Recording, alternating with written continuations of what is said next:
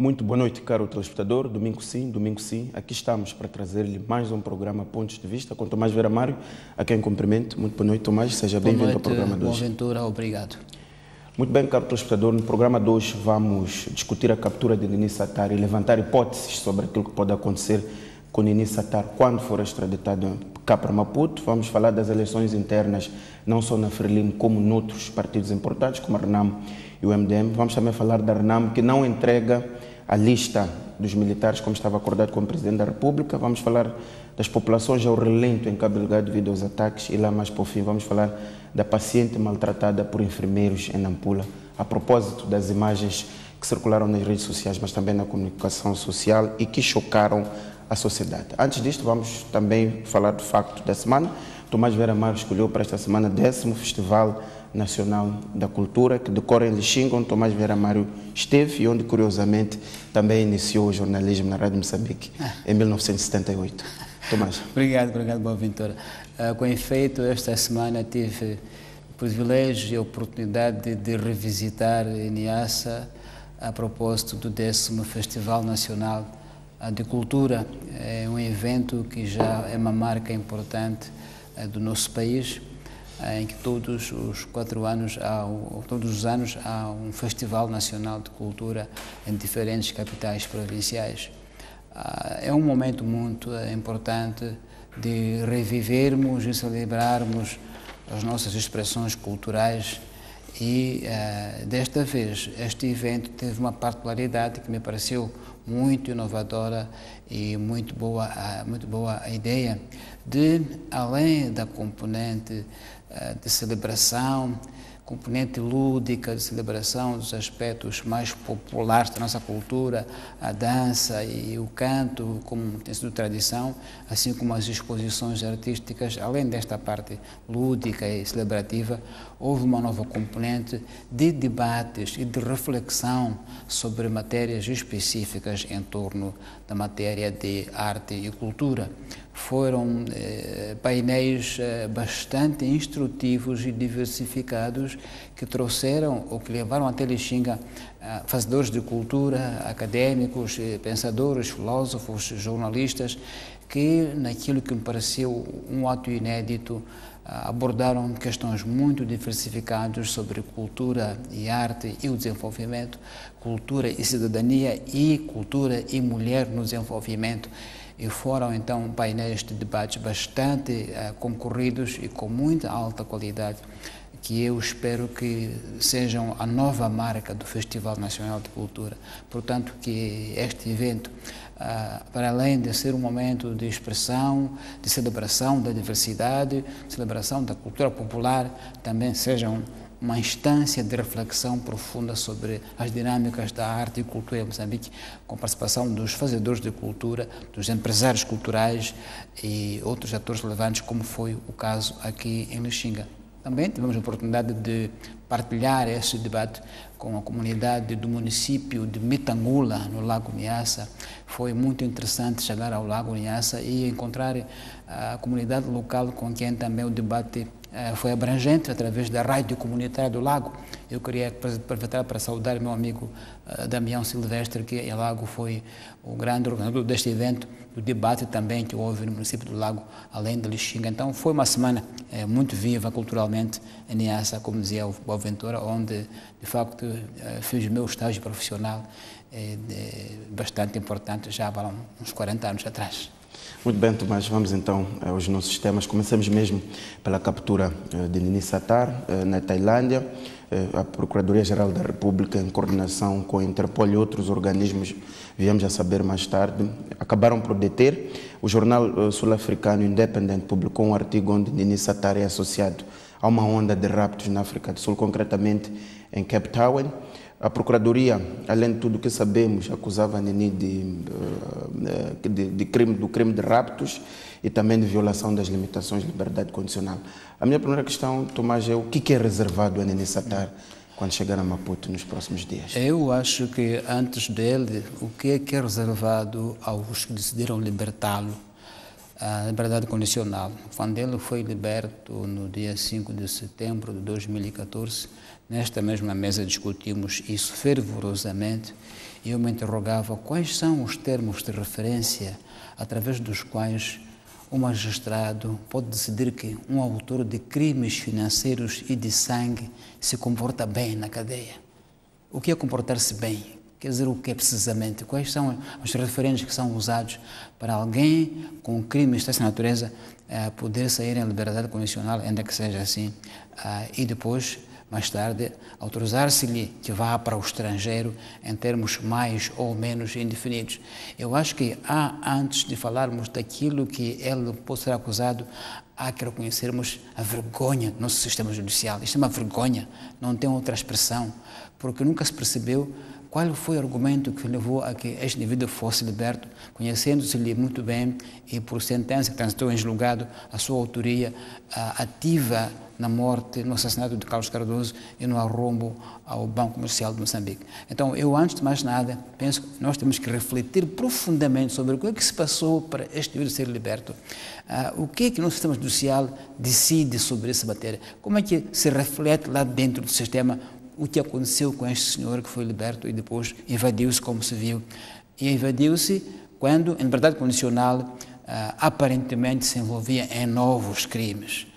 E, portanto, eu acho que antes de falarmos dele, temos que falar do sistema judicial. O que é que se passou lá, com que fundamento esse senhor foi liberto condicionalmente, com a ideia de que ele se comportou bem enquanto não estava na cadeia. Portanto, este é um problema para Tomás bastante mais profundo. Sem dúvida. E tem de começar a ser atacado no nível interno. Sem dúvida, porque tal como aconteceu este caso, pode acontecer outros, ou já aconteceram outros casos, em que o sistema judicial moçambicano não nos mostra a pujança, certeza e vigor sobre como combater crimes dessa natureza. Este assunto deve ser debatido com todo o vigor para a sociedade, mas para o sistema judicial, antes de mais nada, para que a sociedade perceba bem como é que isto funciona, como é que ocorre este fenómeno, não é? Porque, repara uma coisa, só para dizer o menos, o senhor Abdul Sattar Nini, além da pena de prisão a que foi condenado, devia e deve pagar indemnizações às vítimas por autoria moral deste crime. Não no pagou. Caso da família Cardoso ainda não pagou. Não pagou. Entretanto, disse que ele comportou-se bem. Ele é bom comportado. Isto é muito estranho, é muito estranho. Portanto, eu estou indignadíssimo, uma vez mais, com a sua libertação, mais do que com aquilo de que poderia ser acusado quando voltar.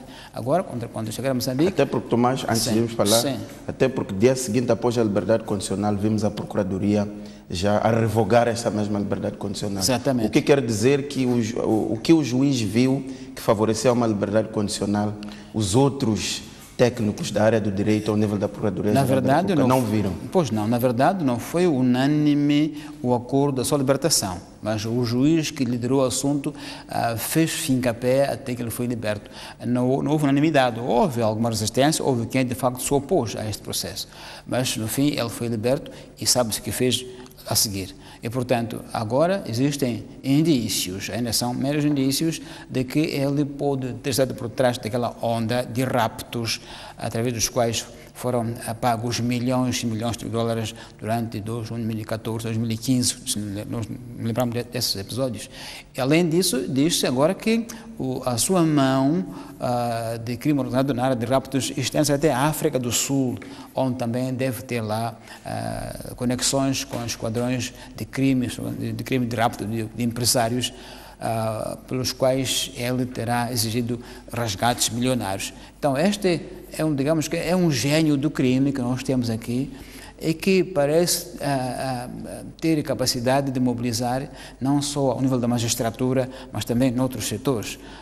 Temos visto durante muito tempo cartas que aparecem com a sua assinatura na comunicação social, debatendo assuntos dentro do sistema judicial, acusando magistrados de uma série de eventos e práticas. Com informação em primeira mão. O que, obviamente, nos custa, creio que seja ele, porque ele não conhece a magistratura judicial moçambicana e, portanto, não é alguém que tenha informação como aquela que sai com a sua assinatura. Então, quer dizer que tem tentáculos muito fortes no sistema judicial moçambicano que funcionam usando o nome dele e, pelos vistos, a sua saída teve também a sua colaboração. Então, penso que realmente aqui há uma questão do sistema judicial que deve ser tomada com toda a seriedade, muito para além de ver os casos dele próprio, Nini Sattar, mas os casos daqueles que colaboram na sua libertação. Vou à pergunta inicial, Tomás. O que é reservado a Nini quando chegar a Maputo?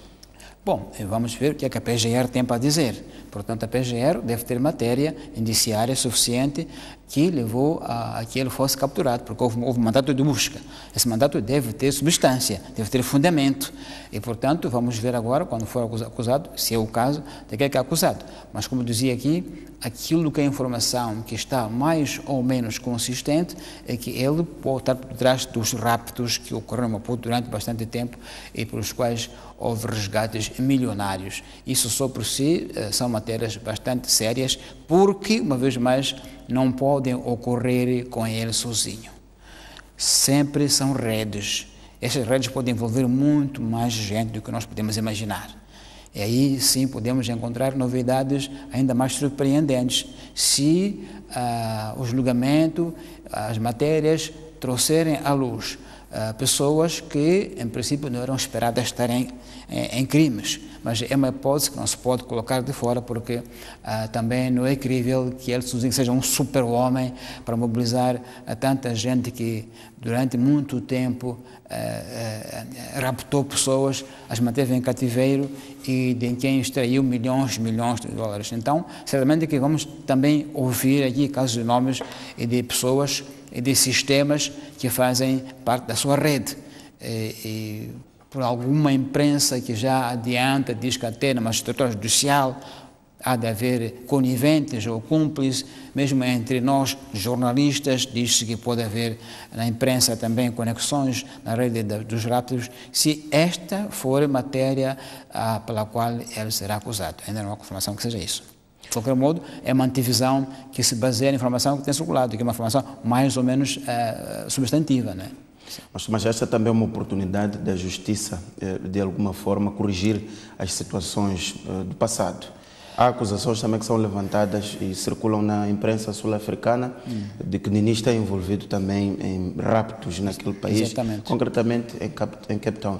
Quais é que podem ser as consequências disto? Há um processo que tem que ser respondido aqui em Moçambique, claro, em Maputo, naturalmente, mas depois há um momento em que a África do Sul também vai precisar de esclarecimentos. Sem dúvida, se a África do Sul tiver um caso que tenha fundamentos, que possa ter pés para andar, é um caso próprio, é autónomo, não tem que ter uma relação com Moçambique. Portanto, se for esse o caso, será um caso a ser considerado na África do Sul de forma autónoma, com investigação própria na África do Sul. Em Moçambique, será que em Moçambique, obviamente, se houver casos em Moçambique que sejam com substância suficiente para construir matéria probatória para o acusar. Então, serão processos separados, com o mesmo autor, obviamente, e vamos ver como é que as coisas vão evoluir. Agora, o nosso sistema, quando julgou este caso, o doutor Augusto Paulino e a sua equipa, quando fizeram este julgamento, e permitiram que a mídia, a televisão e a rádio cobrissem o evento em direto pela primeira vez em Moçambique e depois decretassem a sentença que foi decretada, que depois o Supremo Tribunal confirmou, o sistema judicial tinha dado um passo muito importante em sua credibilização. Foi um momento marcante do sistema judicial, da sua credibilização, do seu prestígio a um nível talvez mais alto que houve na nossa história. E, portanto, havia já uma crença de que é possível, afinal, nossa justiça julgar casos complexos, com independência, com idoneidade e com transparência, até mediática. Mas o que se seguiu agora, com essa liberdade condicional dada ao Sr. Nini Sattar, digamos que foi uma mancha a essa grande vitória que houve em 2003, quando houve o julgamento do caso Carlos Cardoso, e este Nini e outros companheiros foram condenados a penas de prisão maiores e a pena tinham recorrido, o Supremo Tribunal confirmou, portanto, a pena deles. Mas essa libertação dele, condicional, com o argumento de que ele se comporta bem, manchou bastante esse prestígio inicial de 2003, na minha opinião. Tomás, uma das questões que se levanta é como é que um criminoso detido, depois em liberdade condicional e depois fugitivo, continua a ser, como as acusações aqui são colocadas, comandante de grandes redes, envolvidos até em casos de raptos em Moçambique, em casos de rapto na África do Sul, mas uma pessoa com bastantes limitações em termos de movimento, circulação. Uma pessoa como ele, se todos os factos de que é acusado se comprovarem, mostra que tem um tentáculo, tem uma rede muito forte que movimenta, se tem e deve ter muitos milhões de dólares ao seu dispor. Portanto, diz-se que nenhuma cidade resiste a um burro carregado de prata. Portanto, cada vez muito burro por aí que está atrás da prata. E, portanto, portanto ele, com tanto dinheiro que dispõe, pode muito bem comprar pessoas, comprar sistemas para que movimentem o dinheiro e tirem desse dinheiro a sua parte também.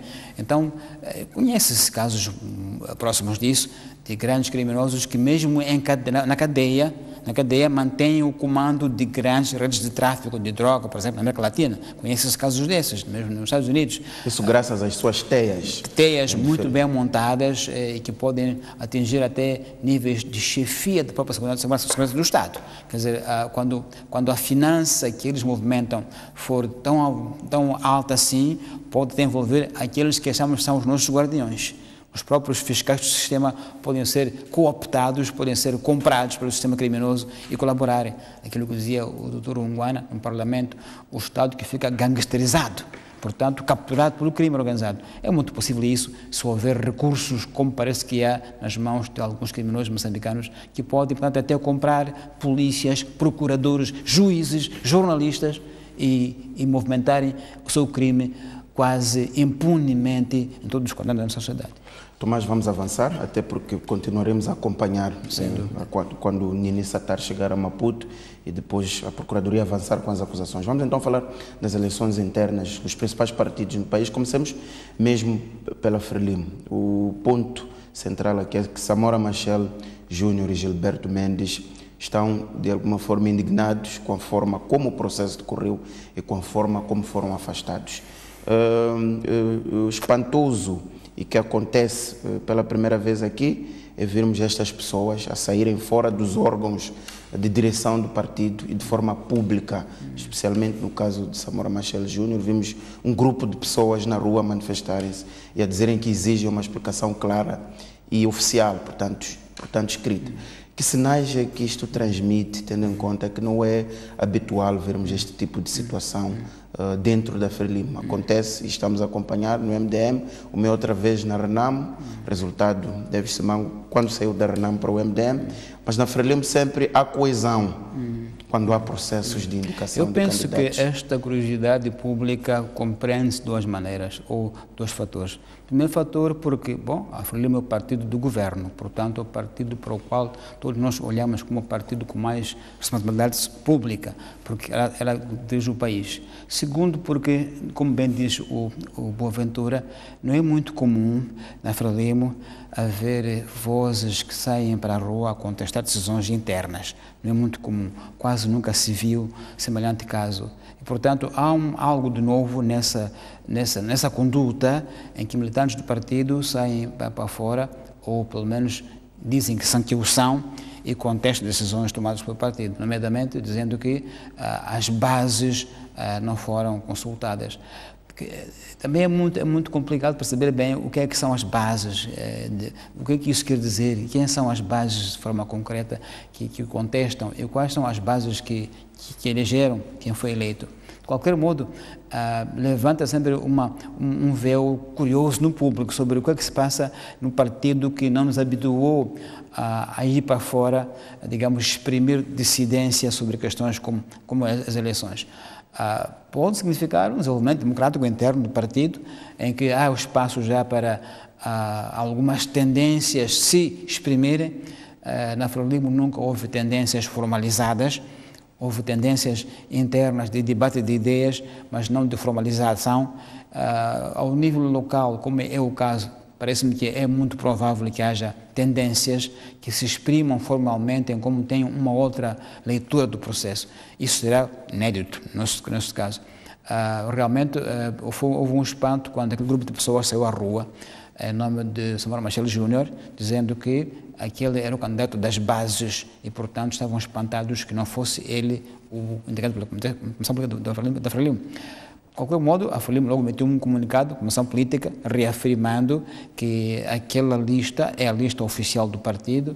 E que corresponde aos anseios das bases. Das bases. E, portanto, bom, é um debate que ocorre, mas certamente que mostra alguma desinteligência ao nível local, Maputo, ou alguma indignação ou reticências por parte de alguns candidatos ou de quem os tenha apoiado. No fim da linha, digamos que é um processo normal, democrático, não devia espantar. Espanta porque é a primeira vez que acontece.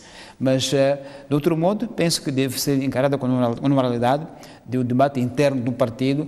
Agora, de facto, o debate interno do partido não é suposto ir para a rua, é suposto ocorrer nos órgãos do partido, e se for o caso disso, haver impugnação, se houver espaço para isso, e não marchas e não denúncias na mídia. Sobretudo o uso de mídia é algo estranho na história que nós conhecemos da Frelimo, na sua postura pública, haver militantes que vão à mídia dizer nós vamos protestar contra esta decisão. Mas, repito, se quisermos ver a democracia em pleno, não há algo para nos espantar. É normal que aconteça assim, que os militantes exprimam a sua posição sobre alguns assuntos com os quais não concordem, desde que isso ocorra dentro da norma do partido, da norma legal do país também. Mas concordo que é inédito e, portanto, as pessoas seguem com interesse. Nas colocações que são feitas pelos apoiantes destas candidaturas, transmitem a ideia de que parece que o processo não foi objetivo, ou eles foram afastados por razões que eles próprios não compreendem, porque se compreendessem nem estariam a manifestar-se. Até que ponto é que este argumento, por exemplo, no caso de Samito, há indicação de que foi contactado por telefone com o primeiro secretário da cidade de Maputo e que ele exigiu uma informação formal. O caso de Gilberto Mendes circula que não foi comunicado formalmente. Até que ponto é que estes argumentos têm também o seu espaço de discussão? Tem razão estes candidatos afastados quando colocam desta forma? Uma primeira análise dos factos, como aparecem em público, indica algum déficit de diálogo interno, algum déficit de comunicação e de debate, ou esgotamento do debate sem consensos. E aí a posição de quem está na decisão é de tomar uma decisão, talvez sem o acordo de quem está com outras intenções ou com outro plano. De qualquer modo, mostra que há algum déficit interno, certamente, ou não houve sequer um processo de aproximar as partes e fazer uma estratégia comum. Dizer o seguinte, todos nós somos úteis, mas agora vamos apostar neste candidato e vamos então esquecer, como se dizia sempre, que a minha candidatura, agora tudo aquilo que eu preparei, passo para este candidato, que é o nosso candidato, que era esse discurso até agora vigente. No extremo da análise, pode exprimir interesses desencontrados sobre a perspectiva da cidade de Maputo. Pode exprimir interesses estratégicos desencontrados, vontades não unânimes sobre como gerir a cidade de Maputo. Até setores que tenham interesses nem sempre comuns ou nem sempre concordantes e exprimam através desses candidatos ou pré-candidatos. Se assim quisermos falar, pode quer dizer que há interesses desencontrados por detrás das figuras que ora concorrem. Pode ser uma leitura também possível de fazer. Tomás, no seu entender, acha que pode-se levantar a hipótese destes candidatos terem sido afastados por razões que não sejam necessariamente as diretrizes que orientam a indicação, já agora dos cabeças de listas para o partido? Pode haver outras razões de bastidores e de desencontros em termos de perspectiva, mas que não estão consagradas nos princípios orientadores de eleição de candidatos? Bom, pelas palavras ditas por aqueles que foram à rua, parece que há diretrizes que diziam um certo tipo de conduta que não foram observadas. O que eles alegam na rua, que as bases foram consultadas e tinham um certo sentido de voto, mas este não foi confirmado. Então, nessa base, parece que sim, acham as bases, até as bases foram à rua, que há diretrizes ou há elementos das diretrizes que não foram observados, que foram violados.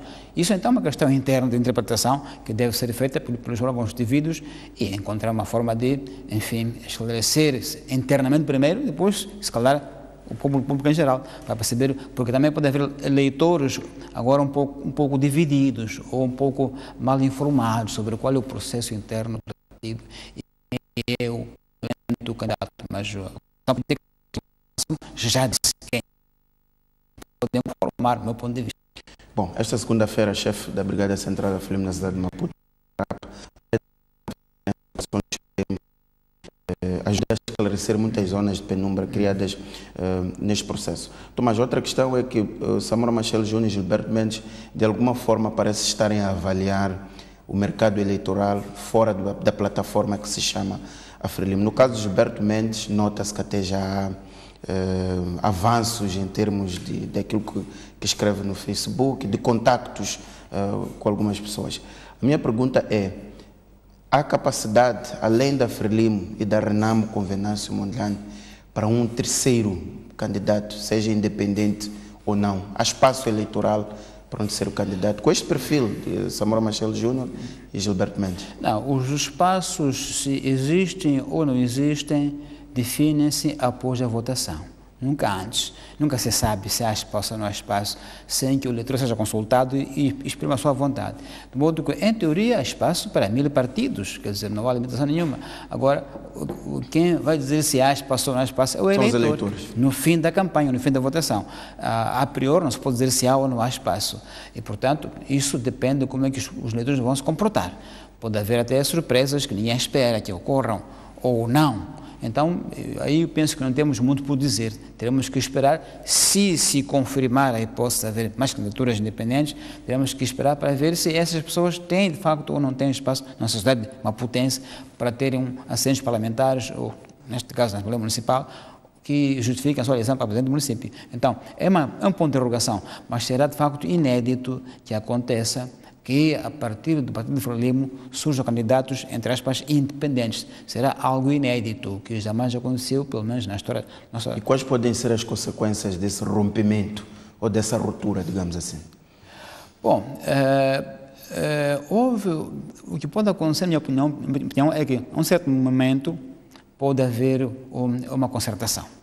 Uma concertação entre as várias partes, com acordos práticos sobre o que se pode fazer para se evitar a dispersão, nomeadamente, hipótese primeiro académica, nomeadamente oferecer lugares de destaque nos pelouros aos candidatos que mostrem interesse e vigor em governar Maputo. Haver um acordo que vão ocupar pelouros destacados no município. É uma hipótese.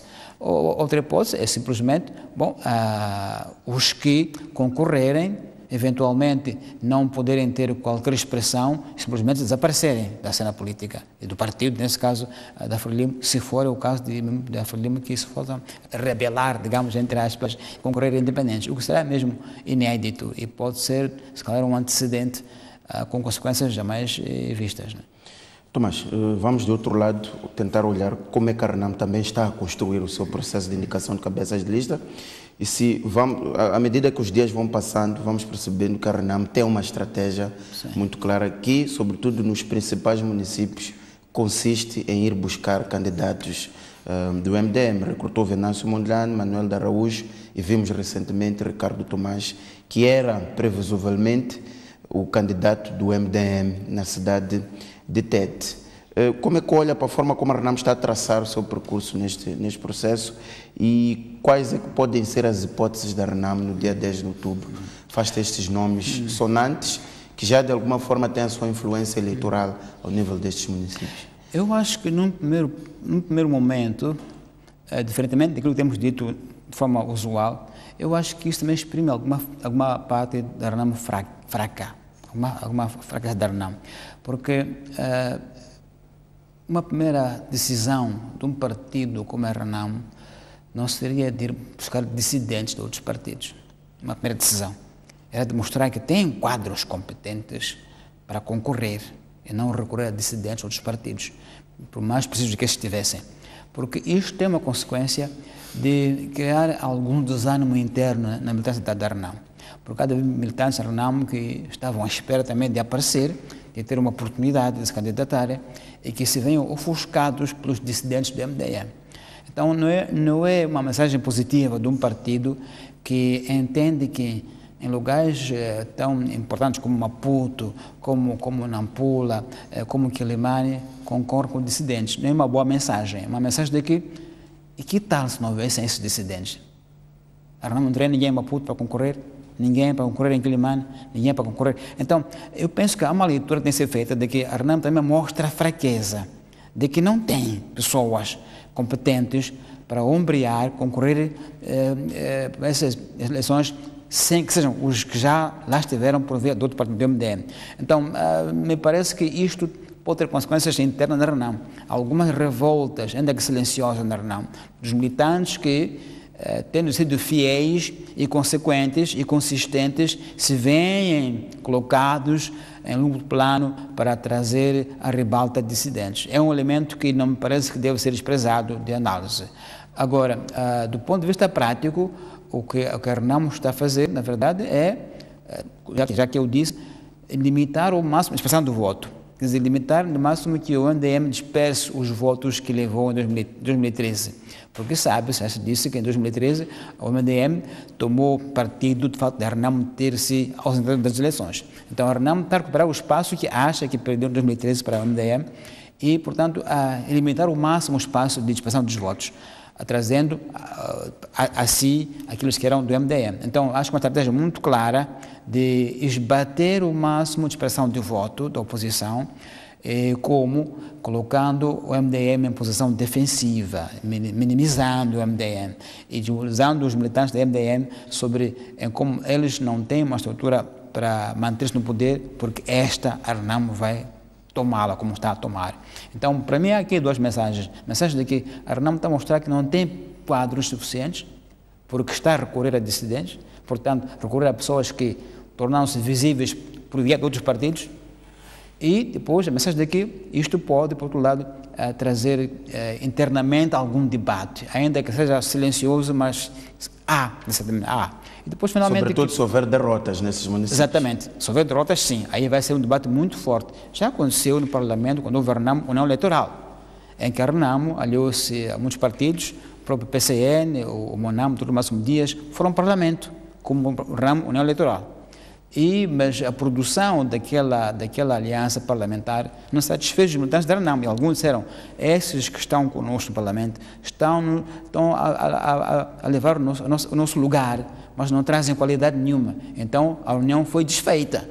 Lembra-se disso? Sim, sim. Foi desfeita. Então, há esse risco de, se perderem os que a RENAM levou do MDM, aí alguém terá que discutir porque é que você trouxe pessoas de fora, como está falando, não havia garantia de iam ganhar eleições.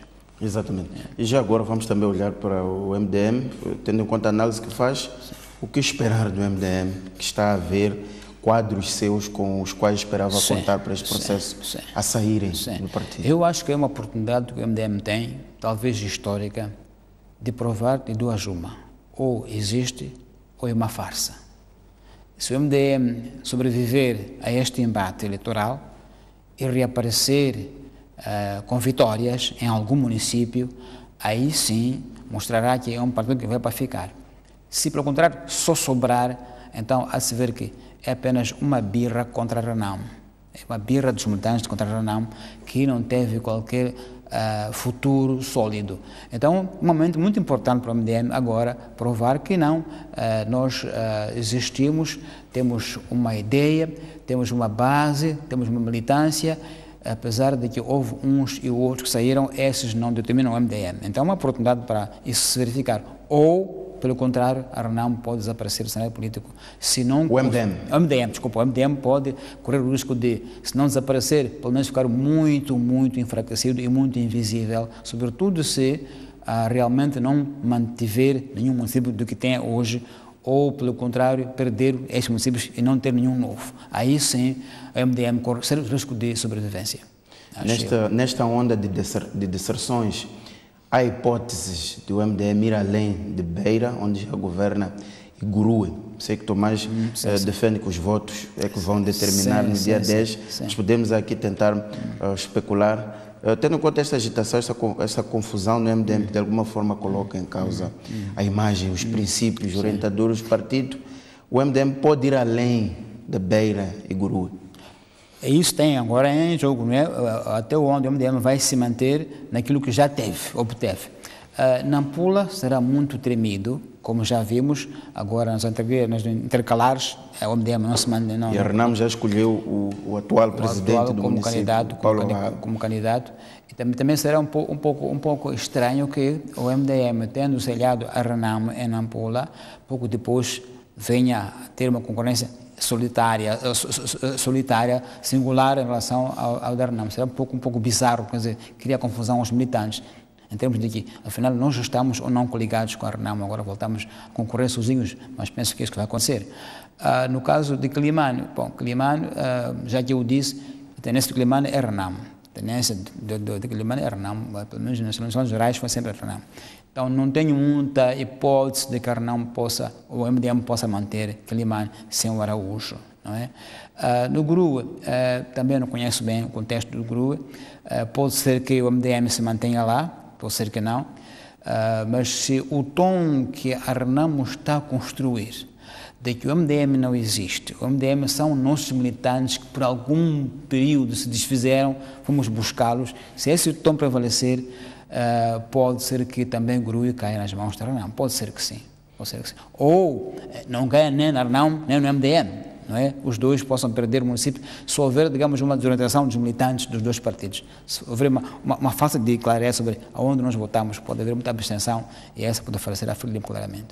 É só esperar e se calhar ver se o presidente do município de Gurue, que é do MDM, não faça o que fez Manuel da Araújo, que é a última hora saltar para Renamo. Bom, Tomás, vamos então passar para outro tema. É uma notícia que está a marcar os dias, é esta ideia de que a Renamo já agora não entrega, não faz o desarmamento, não entrega as listas e condiciona a reintegração dos seus elementos, portanto, de membros da Renamo, que já estavam nas Forças de Defesa e Segurança. Isto foi dito pela Presidente da Liga Feminina da Renamo, Maria Inês.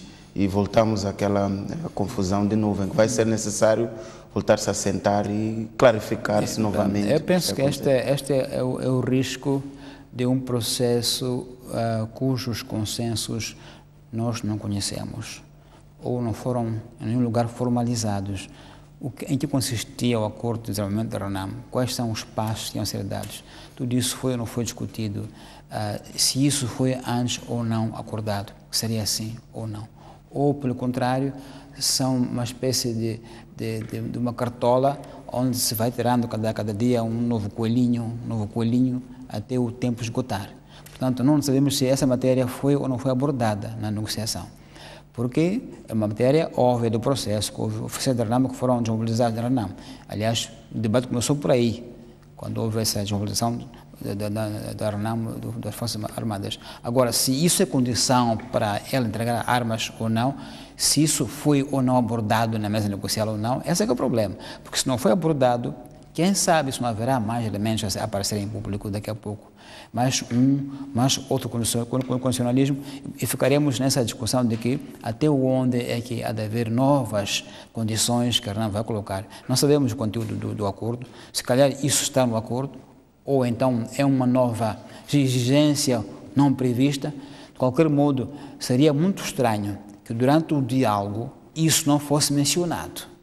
E fosse agora mencionado quando houve o acordo dos 10 dias, que era até dia 21 de junho, deste mês. Deste mês, julho. Portanto, se isso foi ou não foi debatido e foi acordado, como é que depois houve o acordo dos 10 dias que foram ultrapassados? Então, quer dizer que a Renamo acordou nos 10 dias, mas não colocou esse elemento durante o acordo.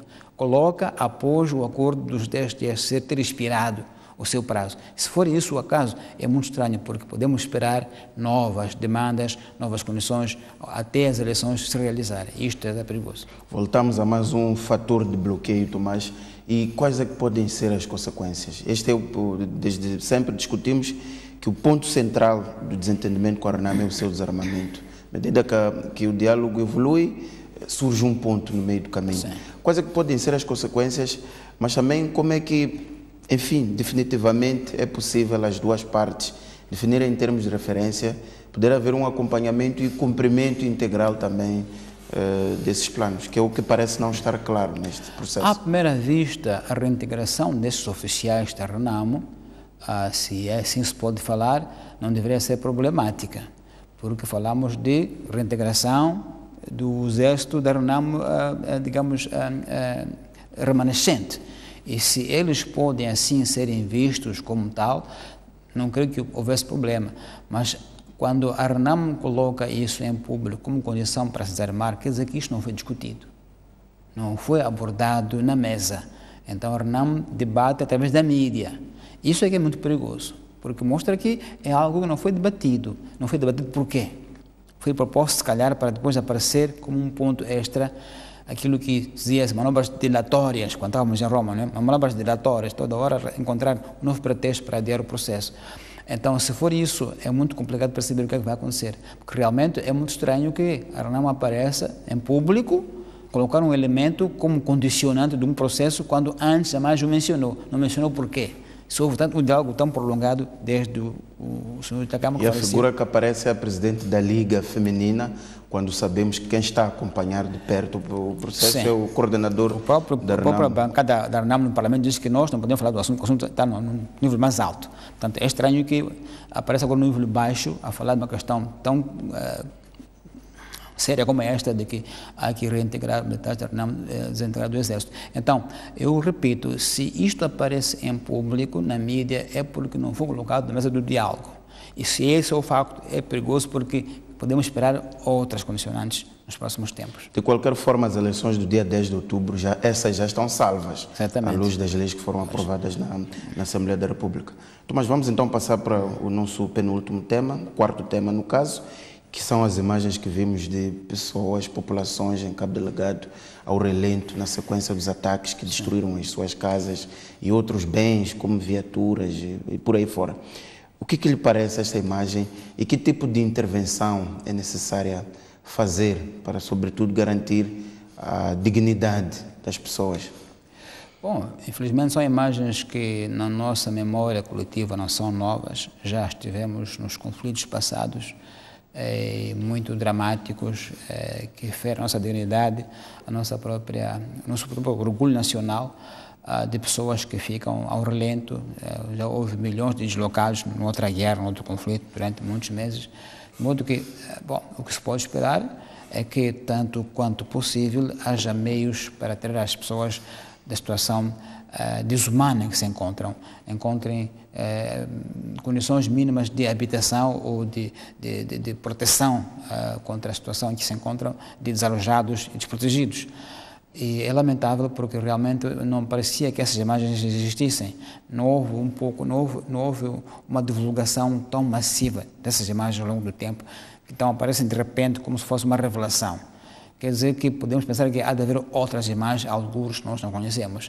Se esse é o caso, então quer dizer que o conflito pode ter uma imagem muito mais grave do que aquela que nós conhecemos através dos mídias que têm reportado. Portanto, o que se pode esperar é que haja ação neste país tão desesperado de tudo, tão carente de tudo, porque já temos problemas com as cheias que têm precisado de apoios de emergência que não podemos considerar.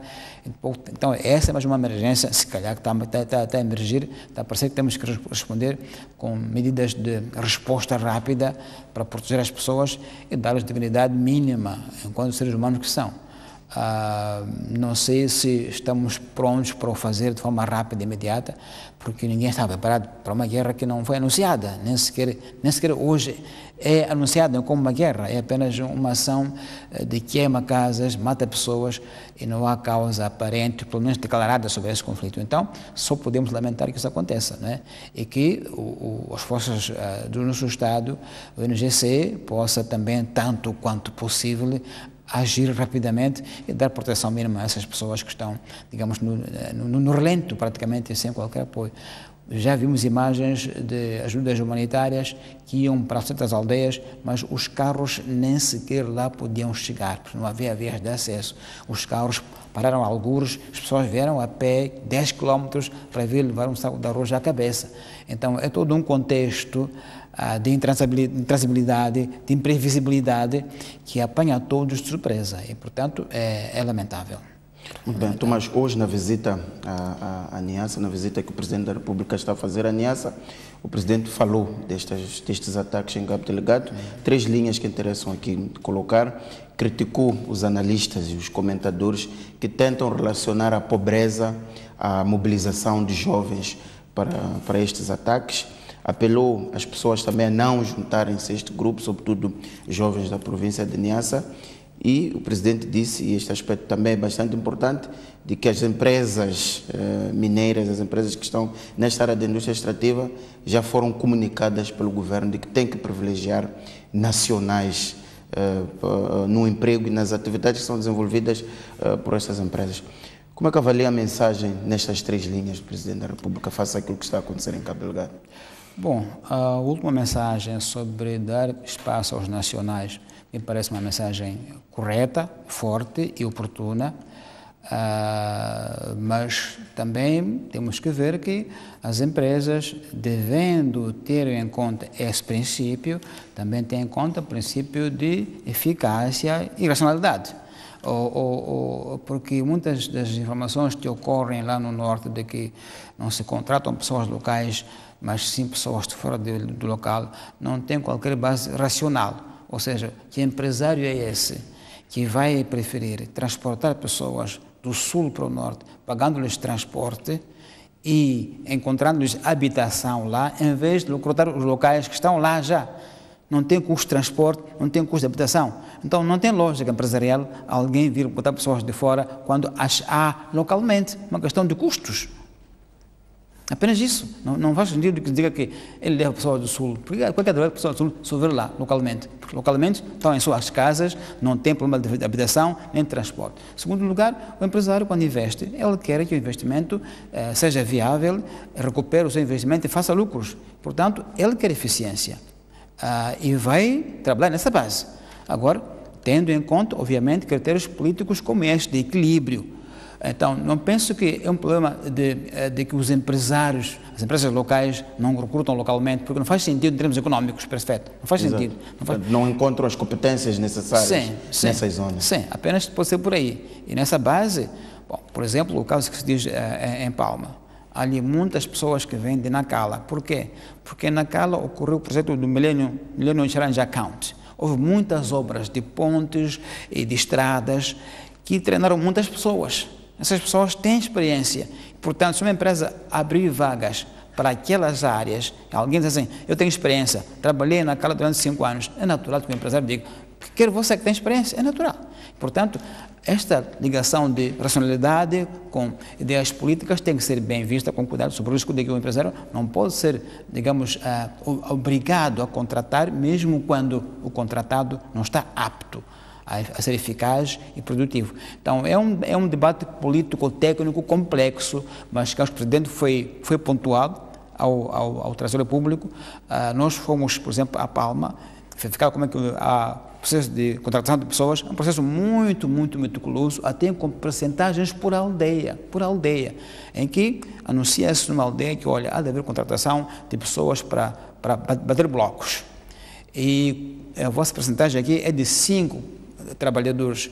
Na outra aldeia são 10, conforme a população da aldeia. Na outra aldeia são 20. Portanto, há esse esforço de fazer esse equilíbrio ao nível das zonas onde decorrem esses projetos. Dias marcados para a contratação. Então, se na aldeia X há 5 lugares para pedreiros, então vão todas as pessoas aptas para isso, se inscrevem. Naturalmente que vão inscrever-se 30 em vez de 5 necessários. O que é que se faz? Faz um sorteio aberto, público. Tira esse papelinho e chama-se os nomes. Público, aberto. Pronto, a vossa porcentagem é 5%, até uns 5%. Não há processos ocultos, é aberto, sorteios em público, feitos nas aldeias, em Palma. Então, também é uma questão de informação que tem que ser disseminada para as pessoas verificarem que há transparência, não há uma tendência de privilegiar uns contra outros, como aparentemente se dissemina essa ideia. E esta crítica que é feita aos comentadores, aos analistas que tentam relacionar a situação em Cabo Delgado com a pobreza? Bom, eu penso que esta é uma relação dialética entre o chefe do Estado e os analistas. Não podemos esperar que os dois lados estejam sempre de acordo. Ainda bem que não é assim. Ou seja, há de haver sempre uma relação de tensão positiva entre a academia, por exemplo, e o governo. porque a academia tem outros critérios de análise. O governo não é obrigado a aceitá-los, pode rejeitá-los. Também a academia pode rejeitar o que o governo diz. O que interessa é que as informações fluam e haja dados objetivos para que todo mundo possa agir com base em factos e não em rumores e percepções. A academia procura eliminar o máximo possível as percepções, trazer factos, trazer comparação de dados, para ver se os políticos se inspiram nos dados científicos e tomam decisões de política. Então, não se pode esperar que haja acordo. Não estou surpreendido que o presidente possa discordar do que dizem os académicos. É natural. O que penso que é importante é que os dados em terreno sejam vistos de forma objetiva e usados para o bem comum. E, na verdade, a pobreza no norte de Moçambique é muito alta. Isso é um dado factual, não é político. É muito alta. Estivemos há pouco tempo em Namanhumbir. Realmente é chocante.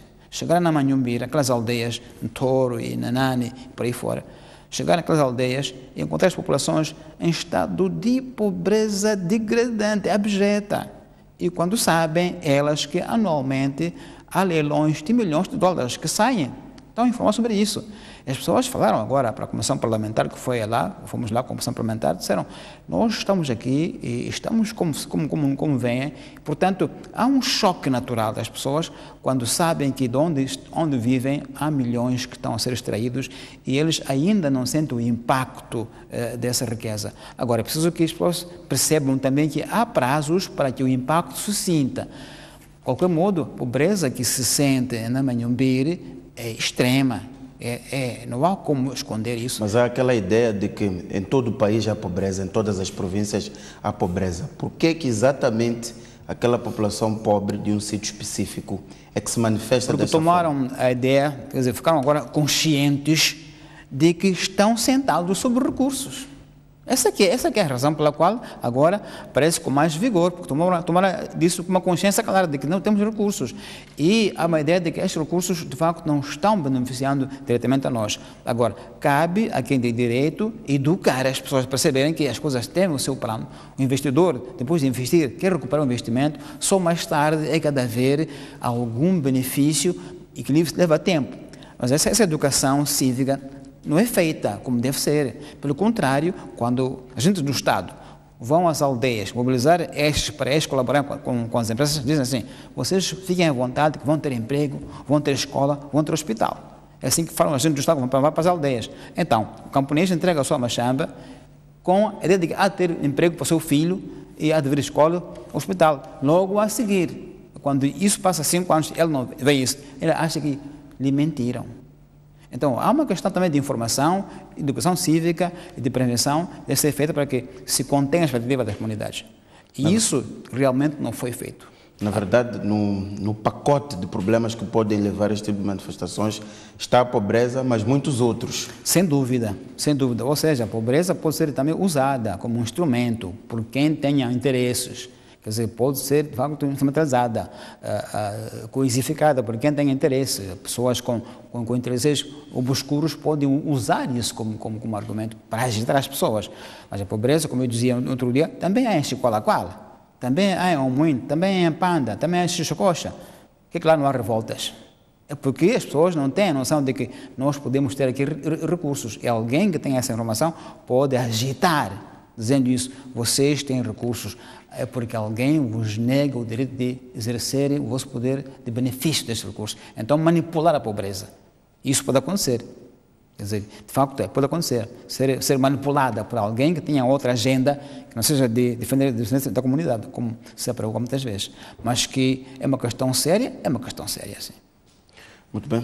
Tomás, mesmo para encerrar, voltamos a falar das redes sociais, da forma como as pessoas lidam com filmagens e partilham. Isto a propósito das imagens que circularam há dias daquela paciente gravemente ferida e vermos pessoal da saúde a filmar, a rir e a partilhar, pondo em causa a dignidade do doente, da ferida e, sobretudo, chocar a sociedade daquela forma. Voltamos uma vez mais àquela velha discussão sobre como é que nós usamos os instrumentos tecnológicos que temos hoje para filmar. Uma questão muito, muito sensível essa, da ética de mídias sociais.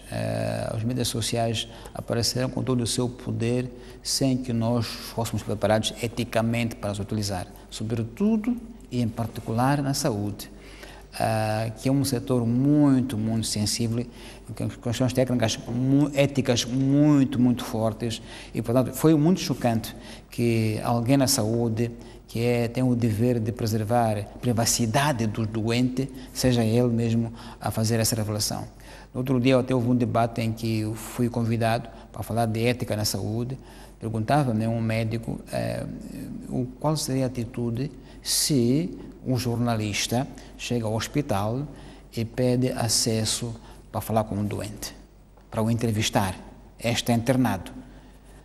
O debate decorreu com muita controvérsia, mas no fim a ideia foi que o doente tem direito à privacidade e, portanto, ele está lá doente, em princípio deve-se respeitar a sua privacidade, e não pode ser o médico, se calhar, a dizer sim ou não, tem que ser alguém da família do doente, em último caso, a autorizar que uma câmara filme o seu parente, porque pode ser que não interessa a família e o doente seja exposto.